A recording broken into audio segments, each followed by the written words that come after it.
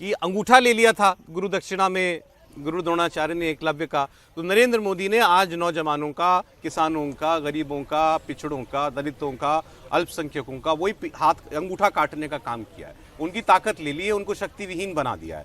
ये कहना चाह रहे थे, उनके मौके अवसर ले लिए, उनका हुनर छीन लिया है, ये उनका आरोप था। 2 बार ऐसा हुआ कि वो थोड़े फंसे भी। जब एक बार उन्होंने कह दिया कि तपस्या हजारों साल पहले करता था 6-7 साल का युवा, तो वहाँ पर थोड़ा हंसी मजाक कर लिया विपक्ष ने और सत्ता पक्ष ने उनके साथ। दूसरा, जब उन्होंने कहा कि जब तपस्या की बात आई तो तपस्या में राहुल गांधी ने कहा कि तपस्या का मतलब होता है शरीर में गर्मी पैदा करना। मतलब ये 2 कुछ ऐसे मौके आए जब विपक्ष ने थोड़ा सा वहाँ ठाका, सत्ता पक्ष ने ठाका भी लगा।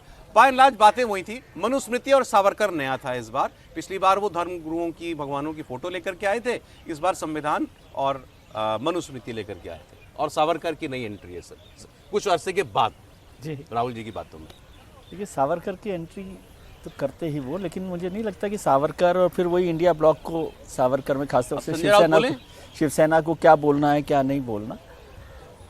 आज 2 बातें महत्वपूर्ण है। एक तो राहुल गांधी फोर्सफुल तरीके से बोले, बहुत कम बोले, लेकिन फोर्सफुल तरीके से उन्होंने अपनी बात को रखी और फोकस रखा। लेकिन मैं समझता हूँ विपक्ष के नेता के पास एक तो बड़ा मौका जो होता है वो ये है कि उनके पास कोई टाइम लिमिट नहीं होती।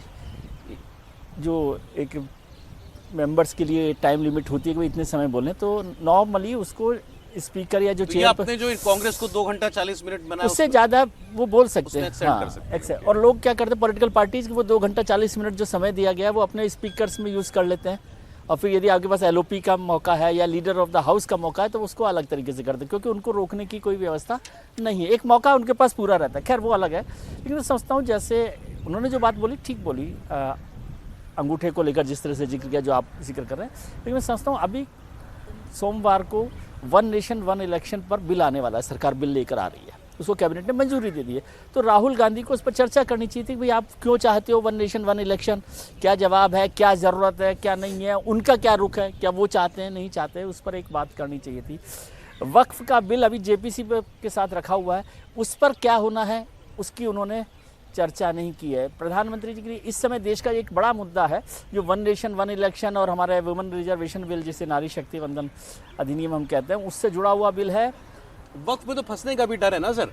नहीं, उस पर बात तो मुसलमानों की कर रहे हैं ना कि वो ये कह सकते थे ना मुसलमानों को आप छीनना चाह रहे हैं, दूसरे पक्ष का नाराज होने का भी खतरा हाँ, लेकिन वो अपनी बात तो कुछ तो रखते हैं उस पर कि भाई क्या कर रही है सरकार, सवाल ही पूछ सकते थे। हाँ। और दूसरा, ये जो दोनों हैं उसको सेंसस के साथ, जनगणना के साथ जोड़ना था। वो जातिगत जनगणना की तो बात कर रहे थे, उन्होंने सरकार से नहीं पूछा कि आप जनगणना कब करवा रहे हैं, और अगर जनगणना करवा रहे हैं तो जातिगत जनगणना कर रहे हैं कि नहीं कर रहे हैं, उसको डिलिमिटेशन को कब कर रहे हैं। तो वो ऐसे महत्वपूर्ण सवाल थे। UCC एक बड़ा मुद्दा है, इस सरकार को वो UCC लेकर आएंगे। नहीं है सर, वो सवाल नहीं पूछते कभी, वो आरोप लगाते हैं। आरोप नहीं, तो मैं कह रहा हूँ कि विपक्ष के नेता को आज ये बड़ा मौका था ना, इतना बड़ा मौका जिस पर आप, और प्रधानमंत्री जी आपके सारे सवालों का जवाब देने वाले हैं।